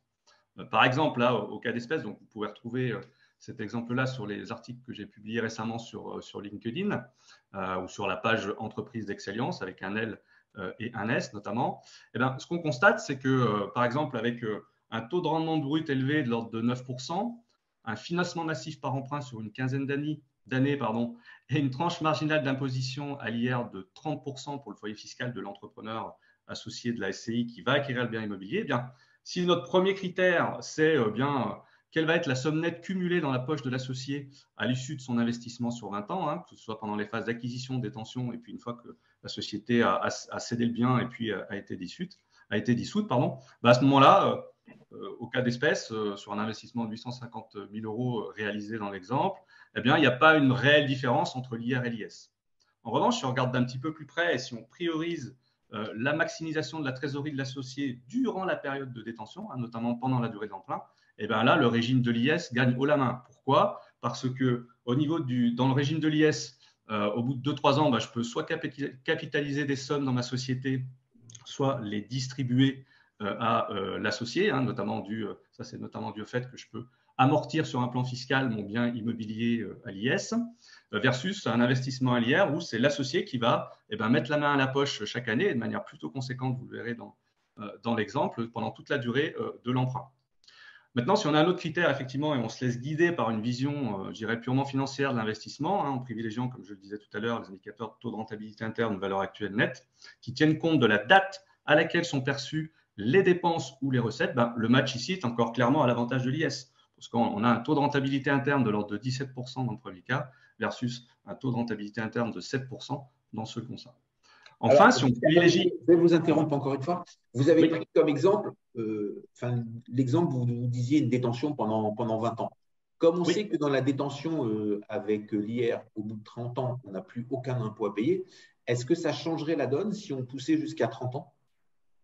Alors justement, c'est une bonne remarque, Bernard, puisque j'allais effectivement, le dernier critère, c'est finalement ce bien immobilier, est-ce que je souhaite le garder longtemps dans mon patrimoine ou pas? Une excellente remarque. Effectivement, dans la gestion de patrimoine, on est plutôt dans une perspective de long terme, mais c'est effectivement une des questions principales que doit se poser l'investisseur au moment de l'achat. Je vais illustrer. Si on privilégie effectivement la revente du bien immobilier après 20 ans, eh bien, l'impôt sur le revenu, le régime des plus-values immobilières privées à l'impôt sur le revenu est le grand vainqueur en matière de taxation des plus-values immobilières. Et ce serait le cas finalement, quelle que soit la durée de détention du bien, avec une assiette imposable qui a tendance à se réduire avec le temps à l'IR, avec le jeu de l'abattement sur la plus-value immobilière privée à compter de la 5e année de détention, qui permet effectivement, qui conduit en pratique à une exonération à l'impôt sur le revenu au bout de 22 ans de détention et 30 ans pour les prélèvements sociaux, versus effectivement à l'IS, ce qui se passe pour les plus-values professionnelles dans le cadre effectivement des plus-values à court terme ou à long terme qui sont assujetties à l'IS. Mais là, le mécanisme est l'inverse. Je prends un exemple précis. J'ai acheté mon bien à une valeur 100. Lorsque je le revends, j'ai amorti 80. À ce moment-là, la valeur nette comptable est de 20. Donc, mon prix d'acquisition fiscale, on va dire, est de 20. Eh bien, si je le revends à 90, donc avec une moins-value de 10, eh bien, je suis quand même imposé sur une base de 70 à l'IS. Donc ça, c'est une différence effectivement fondamentale et se poser la question effectivement de la durée envisagée de détention du bien. Finalement, pourquoi j'investis? Est-ce que si j'investis sur le long terme ou pas? Effectivement, ça, c'est quelque chose d'intéressant. Et il est bien souvent, comme on dit, intéressant de vivre à l'IS et de mourir à l'IS. Donc, il peut y avoir différents moyens, notamment en passant par le démembrement immobilier, d'avoir un petit peu le beurre et l'argent du beurre. Alors justement, je voulais rebondir là-dessus, parce qu'on a régulièrement des invités qui viennent nous parler et qui mettent en avant ce démembrement, en disant que si on achète et qu'on est en capacité à financer de manière démembrée, le démembrement est quand même un outil redoutable. En mettant une société commerciale usufruit et dans une société civile à l'IR, la nue propriété, ou en détention directe, la nue propriété si on est tout seul. Vous adhérez à ces schémas ou là aussi vous avez des bémols et les calculs que vous avez pu faire montrent que ce n'est pas toujours ce qu'on peut penser en premier qu'il faut faire? Alors, excellente question encore une fois, Bernard. Je dirais qu'il n'y a pas de schéma magique encore une fois et tout dépend des circonstances. Au cas d'espèce, on va le voir maintenant, si la rentabilité par exemple de mon bien descend par exemple à 4% et n'est plus à 9%, là le schéma ne va pas être du tout magique. On va prendre effectivement cet exemple. Donc, je vais repasser mes 4 critères là, que j'ai mentionnés tout à l'heure. Premier critère, c'était la somme nette dans la poche de l'associé de la SCI à l'issue de l'investissement. Eh bien, l'avantage passe sans équivoque du côté de l'IR, de ce point de vue. Si mon premier critère, c'est donc la trésorerie de l'associé maximisée durant la période de détention du bien immobilier par la SCI, eh bien, si le but recherché par un passage de la SCI du régime de l'IR à l'IS était d'éviter des décaissements pour l'associé pendant la durée de l'emprunt souscrit pour acquérir le bien immobilier, alors l'objectif n'est pas atteint au cas d'espèce, même si effectivement c'est un petit peu moins pire à l'IS du point de vue des décaissements.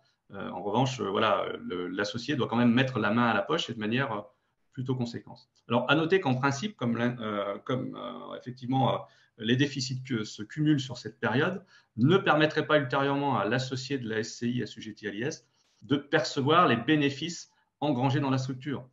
Et le temps que les pertes réalisées soient apurées. Ça aussi, c'est quelque chose d'important à préciser à nos auditeurs, Bernard. Ce n'est pas la même chose d'acquérir un bien immobilier en direct que dans une société, notamment si on a besoin de trésorerie. Pourquoi? Parce qu'effectivement, il y a des règles comptables et fiscales qui vont faire notamment le rôle de l'amortissement qui vient, alors ça c'est le côté bénéfique, c'est une charge fictive qui vient réduire le résultat imposable de la société, mais pour autant d'un point de vue comptable, si j'ai des reports à nouveau négatifs, en clair si j'ai accumulé des pertes, eh bien, je ne peux pas distribuer de manière classique si je suis à l'IS par des dividendes tant que les pertes n'auront pas été apurées. Il faudra passer par soit pour aller appréhender la trésorerie dans la société, il faudra soit que j'aille faire des retraits sur mon compte courant d'associé, si j'en ai un, soit sinon que je réduise le capital.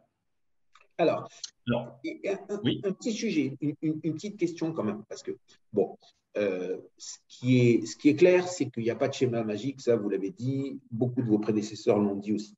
Donc, il y a des situations différentes et qu'il faut appréhender. Et donc, oui. Là, je le répète encore une nouvelle fois pour tous nos auditeurs, c'est parfait ce qu'on fait à la radio, ça donne des bonnes idées, mais ne vous improvisez pas conseil. À partir du moment où vous savez ce que vous voulez faire, allez voir un conseil, celui que vous voulez, travaillez avec lui jusqu'à que vous déterminiez ce que vous voulez. Mais moi, j'ai une autre question, c'est que quand bien même on sait ce qu'on veut, et quand bien même on vient et on dit, voilà, monsieur, moi, je vais le garder 15 ans, après, pendant 15 ans, je vais le payer, après, j'ai besoin encore pendant 10-15 ans pour toucher, avoir un revenu de substitution, c'est à peu près ce qu'on a calculé, et ensuite, petit à petit, on devrait le donner aux enfants ou des choses comme ça, parce qu'on a d'autres choses. 9 fois sur 10, quand on fait des projets ou des projections, il ne se passe pas ce qu'on a prévu.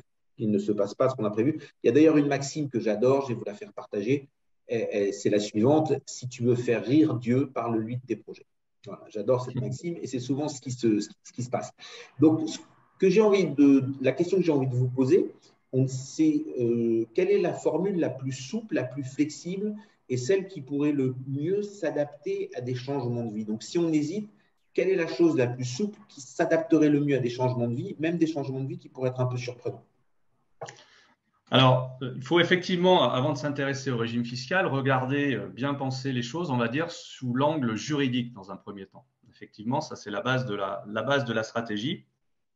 Et là, de ce point de vue-là, la société civile est un outil formidable. Le pendant de la SCI pour les sociétés commerciales, c'est la SAS, où en fait, grosso modo, le législateur fixe un cadre et ensuite, eh bien, les associés ont toute latitude à l'intérieur de ce cadre pour définir les règles de fonctionnement pour maintenant et puis pour l'après. Par exemple, on peut tout à fait, pourquoi pas, envisager dans les statuts ou dans un pacte d'associés, eh bien, une gérance successive, par exemple. C'est des choses qui peuvent être intéressantes. Mais pour autant, pour rebondir sur votre question, il faut faire attention à ne pas arriver à des situations de blocage et essayer effectivement de se laisser un maximum de souplesse. Donc, je dirais effectivement, d'un point de vue de la souplesse, la société à l'IR a cet avantage-là par rapport à l'IS. Par exemple, un exemple tout bête, mais en théorie, je dis bien en théorie, j'insiste là-dessus, vous n'êtes pas obligé d'avoir une comptabilité commerciale dans le cadre d'une société civile à l'IR. C'est quelque chose qui est beaucoup plus souple et beaucoup plus léger de ce point de vue-là qu'une société à l'IS. Pour autant, attention, ne pas adopter une comptabilité commerciale dans ma SCI, qu'elle soit notamment à l'IR, eh bien, n'est pas sans conséquences pour la suite. Par exemple, si je décide d'opter pour l'IS, eh bien, je ne pourrai pas amortir mon bien à l'IS si je n'ai pas fait le choix préalable de cette comptabilité commerciale. Voilà. Alors là, on approche de la fin. C'est passionnant ce que vous dites. On a même pris un petit peu de retard. Le temps de conclure est venu, donc je vais vous laisser conclure et après, ce sera au tour de Laurent Gerbeau qui viendra nous parler d'assurance. D'accord, très bien. Écoutez, pour conclure, je dirais que finalement, tout est une question d'objectif au niveau de l'associé à court terme, moyen terme et long terme, compte tenu finalement de sa situation initiale, que ce soit au niveau budgétaire, au niveau fiscal, du type d'investissement immobilier qu'il envisage. Est-ce que c'est plutôt locaux d'habitation, locaux professionnels, location nue ou meublée, et puis des modalités de financement. Ce n'est pas la même chose si effectivement j'ai un financement massif par fonds propres, avec des comptes courants d'associés, ou un investissement massif à crédit, amortissable ou in fine, par exemple. Donc finalement, la SCI, c'est un outil avant tout juridique, qui permet par exemple d'éviter une indivision successorale. Et au niveau de l'IS, eh bien, le choix est, à mon sens, effectivement à privilégier pour ce qui est donc bien professionnel, avec plutôt une perspective de capitalisation. On peut en faire par exemple une tirelire, et puis le plus, c'est si on a un compte courant d'associé à l'IS, quelque chose de très intéressant, avec, comme je le disais tout à l'heure, ce qui peut être intéressant d'envisager aussi dans une perspective de long terme, c'est d'avoir l'usufruit qui serait détenu par ma société d'exploitation à l'IS et puis la nue-propriété que je détiens directement ou indirectement, moi dirigeant, dans le cadre d'une société civile à l'IR. Ça, c'est quelque chose avec pourquoi pas des enfants à l'intérieur. C'est quelque chose un schéma qui peut être intéressant à envisager, mais là encore, pas de schéma magique. Allez voir vos conseils. Très bien. Alors, juste une question. Une société civile, alors que je ne dise pas de bêtises, une société civile à l'IS peut-elle détenir uniquement un usufruit ou ça doit être une autre forme de société? Tout dépend des statuts, sachant qu'une société civile, on peut la passer à l'IS, hein, on a vu de différentes manières. Par exemple, si j'ai un associé personne morale, ça on ne l'a pas souligné tout à l'heure, si j'ai un associé personne morale qui est lui-même soumis à l'IS, eh bien j'ai une fraction du résultat de ma société qui va être imposable à l'IS.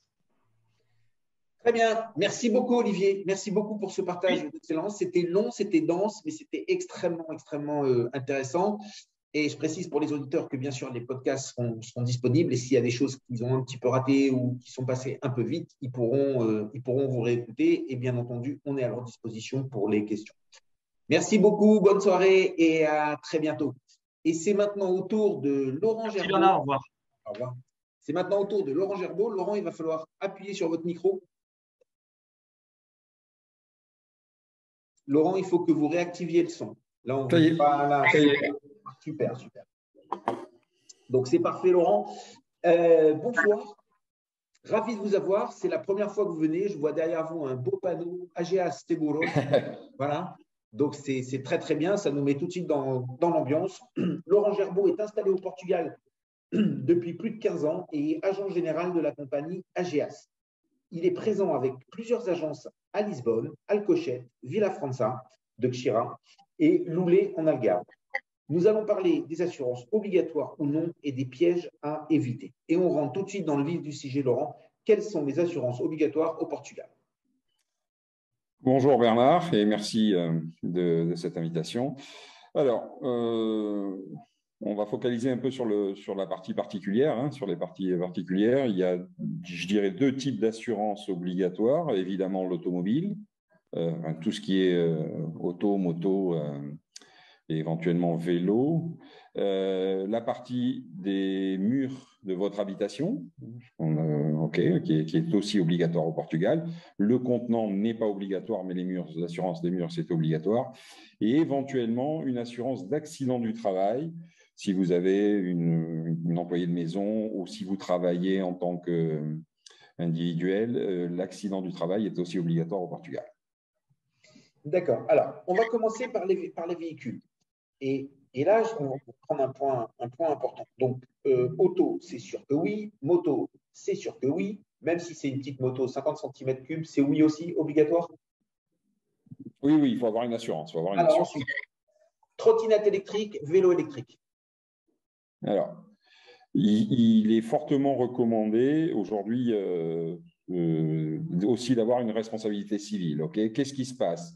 D'un point de vue légal, certains n'ont pas d'assurance, mais si vous avez un accident, vous serez tenu d'assumer la totalité des frais engagés. Okay, aujourd'hui, il existe des assurances tant pour la partie de vélo électrique et moto électrique qui sont développées pour couvrir ce risque de responsabilité civile. Okay. D'accord. Alors, est-ce qu'une responsabilité civile classique, traditionnelle, va couvrir ces risques-là? Ou est-ce qu'on doit d'abord, bon, la réponse est évidente, vérifier que la trottinette ou le fiston qui prend les trottinettes en libre service à Lisbonne est bien couvert par la responsabilité civile, ou alors si on s'est fait plaisir, qu'on s'est acheté un vélo électrique et qu'on va au travail en vélo électrique.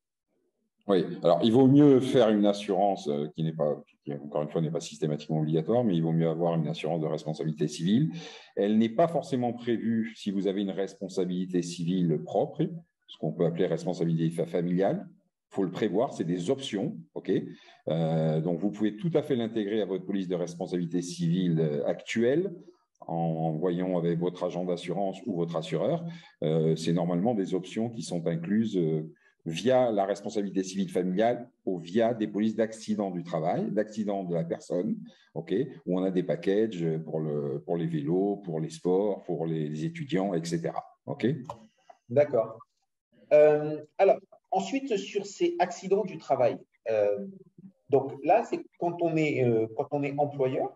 Donc, si on a un employé de maison, donc comme on est beaucoup à voir à Lisbonne, une femme de ménage, quelque chose comme ça, un jardinier, on est obligé de lui prendre une assurance accident du travail. Alors, exactement. C'est obligatoire, en sachant que beaucoup de gens ne le font pas, mais c'est comme tout. Si un jour vous avez un jardinier qui se blesse en faisant votre jardin, et qui se retourne contre vous, la totalité des frais seront à votre charge, sans parler de l'amende que vous pouvez prendre si vous n'aviez pas d'assurance d'accident du travail. Okay. C'est d'autant plus dommage que c'est souvent des accidents pour les employés de la maison, etc. C'est des polices qui sont relativement peu chères. On dirait pour un salaire minimum, c'est quelque chose qui doit coûter aux alentours de 100 € annuels, 120 € annuels, et vous êtes parfaitement couvert s'il y a un problème. Il faut savoir que l'accident du travail couvre au Portugal à partir du moment où la personne sort de chez elle pour aller se rendre à votre domicile pour travailler. Si elle a un accident, que ce soit dans les transports, elle tombe, ou si elle a c'est votre assurance qui peut être mise en cause. Okay. C'est pour ça que ce n'est pas seulement quand il est chez vous, c'est aussi le temps de transport pour aller jusqu'à chez vous. Dès qu'il sort de chez lui pour aller chez vous, il est couvert par la police d'accident du travail. Alors là, je voudrais vraiment qu'on revienne dessus parce que je ne vais pas dire que c'est un scoop, il y a beaucoup de gens qui doivent déjà le savoir, mais avec un petit peu plus de 6 ans de présence au Portugal, c'est la première fois que j'entends ça. Donc, on va être très, très clair, très, très direct. Un employé particulier, il n'y a pas besoin d'être en société, un employé particulier, donc monsieur ou madame tout le monde, qui a chez lui une femme de ménage à plein temps ou à mi-temps, un jardinier à plein temps ou à mi-temps, ou un autre employé comme un chauffeur ou quelque chose de comme ça, à partir du moment où on établit des fiches de paye, on est obligé d'avoir une assurance. Exactement. Donc, notez-le bien, revenez-nous si vous avez des questions. Ça, je le dis aux auditeurs, vous devez être nombreux comme moi. C'est la première fois que j'entends ça. Donc, Laurent nous confirme que ça n'a pas un caractère facultatif, mais que ça a bien un caractère obligatoire. Alors, on va enchaîner là-dessus avec les enfants. Donc, comment ça se passe un petit peu les assurances scolaires? On sait qu'en France, nos assurances scolaires sont maintenant de très, très bonne qualité. Elles couvrent très, très bien. Alors, est-ce qu'ici, on fait confiance les yeux fermés ou est-ce que c'est un piège? Ce n'est pas du tout la même chose et ça ne se passe pas pareil. Non, normalement, je dirais, c'est l'école qui, quand vous inscrivez vos enfants, vous avez une assurance obligatoire accident de la personne. Au Portugal, les écoles sont assurées à travers une police d'accident de la personne, okay, qui sont des polices collectives parce que c'est lié au lycée. Donc, vous êtes relativement bien couvert et normalement, c'est une assurance obligatoire et les collèges le demandent, les lycées les demandent automatiquement. Okay. Vous pouvez en parallèle avoir, parce que c'est ce qui se passe à l'école, mais vous pouvez aussi, et ça, moi je le recommande fortement, avoir une police de responsabilité civile familiale. Okay. Pareil, qui est une police d'assurance qui coûte, avec l'extension Europe, si vous avez des étudiants, une 50aine d'euros, 60aine d'euros, et vos enfants sont couverts pour tout. Les dégâts qu'ils pourraient faire, que ce soit l'accident du vélo, on peut les inclure. Voilà. Je pense qu'il ne faut pas hésiter à avoir ce type de police. Par exemple, chez nous, mais d'autres assureurs, on a une extension Europe, c'est-à-dire que vous avez un enfant qui étudie en lycée français, il est rattaché fiscalement chez vous, il part étudier en France, en Angleterre, on peut très bien, cette responsabilité civile couvrira aussi à l'étranger. Okay. Voilà. Alors, une des habitudes qu'on a en France, c'est que très souvent, l'assurance responsabilité civile familiale, elle est inclue dans l'assurance habitation. Est-ce que c'est le cas ici? C'est le cas. En général, si vous avez une assurance habitation avec le contenant, il y a une responsabilité civile automatiquement incluse. Okay. qui ne sera pas forcément, encore une fois, pour les extensions Europe, pour les bicyclettes, si vous voulez. Il faut en parler avec votre assureur pour adjoindre. C'est une responsabilité civile basique qui est incluse, OK. Mais si vous avez des utilisations de vélos électriques, si vous partez travailler, étudier à l'étranger, c'est souvent des compléments qu'il faut faire. Mais il y a une responsabilité civile base inclue dans chaque contrat de multirisque habitation. Alors, quand on a préparé l'émission, pour l'assurance des murs de la maison, donc celle-ci qui est obligatoire, donc ce n'est pas l'assurance du contenu, vous m'avez expliqué qu'il y a ce qu'on appelle la valeur de la construction et la valeur commerciale, et qu'il fallait faire un petit peu attention à ce qu'on souscrivait. Vous voulez bien nous en dire un peu plus? Oui, exactement. J'étais juste avant avec des clients français qui viennent d'acheter ici en Algarve, et on avait ce débat-là, parce qu'ils avaient été faire des simulations, et souvent, pas souvent, mais aussi souvent, la prime est calculée sur le capital du contrat. Et effectivement, ça peut être rentable d'assurer sur la valeur commerciale du bien, mais en aucun cas l'assureur, si votre bien est détruit en totalité, ne vous remboursera sur la valeur commerciale. Donc moi, je recommande fortement, faites un contrat d'assurance, effectivement, ça sera moins cher pour vous, sur la valeur de reconstruction du bien. Il faut savoir qu'au Portugal, en moyenne, selon les zones, on part pour une valeur de reconstruction entre 800 et 1 200 euros. On peut aller au-delà, évidemment, si on parle d'un bien exceptionnel avec des équipements, etc. Mais en moyenne au Portugal, je dirais qu'entre 1 000 et 1 200 euros, c'est la valeur de reconstruction.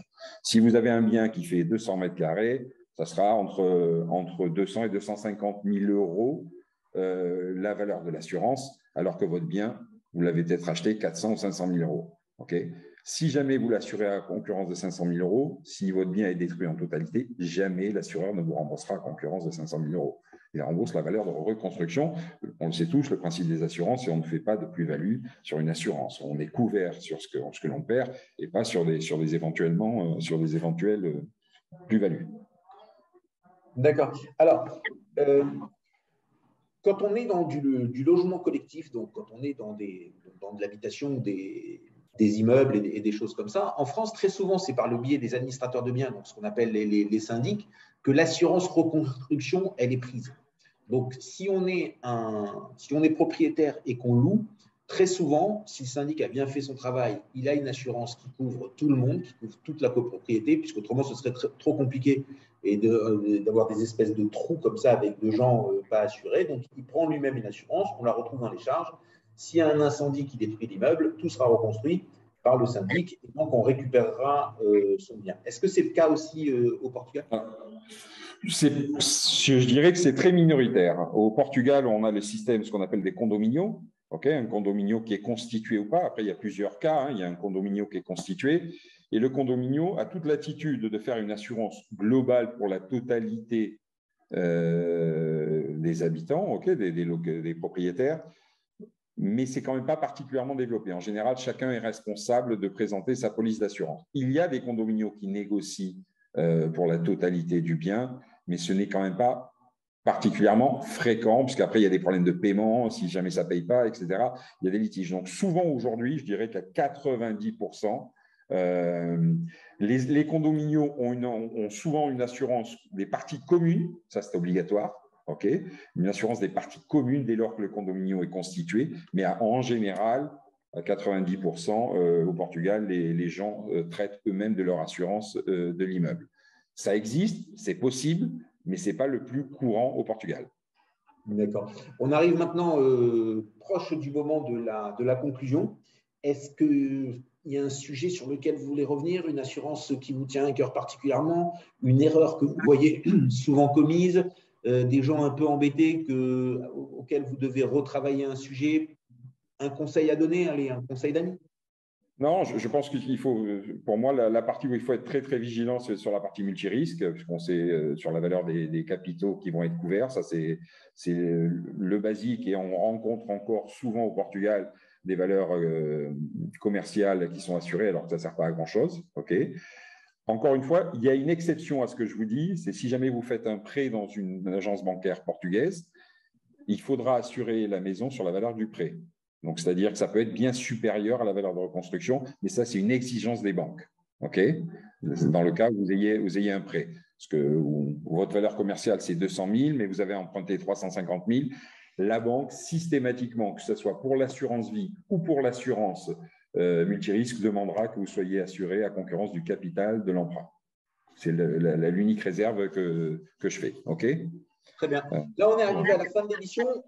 On refera une autre émission et on verra un petit peu ces assurances vie, ces assurances décès, un petit peu tout ça. Qu'est-ce qui est obligatoire avec la banque, qu'est-ce qui n'est pas obligatoire, la faculté de résiliation, la non-faculté de résiliation. On travaillera le sujet un peu plus sérieusement et on vous réinvitera avec plaisir. En tout cas, Laurent, merci beaucoup pour ce partage de connaissances. Donc, je rappelle, Laurent Gerbaud, AGA Seguros, qui est présent. N'hésitez pas, à travers Bernard, à travers l'émission, si vous avez des questions, n'hésitez pas à nous contacter. Voilà, merci beaucoup. Merci Bernard, bonne journée. Au revoir. Et c'est maintenant le temps de terminer cette émission, de vous dire bonsoir à tous et à la semaine prochaine et dans 15 jours pour une nouvelle émission. Merci, au revoir. La French Radio, Portugal.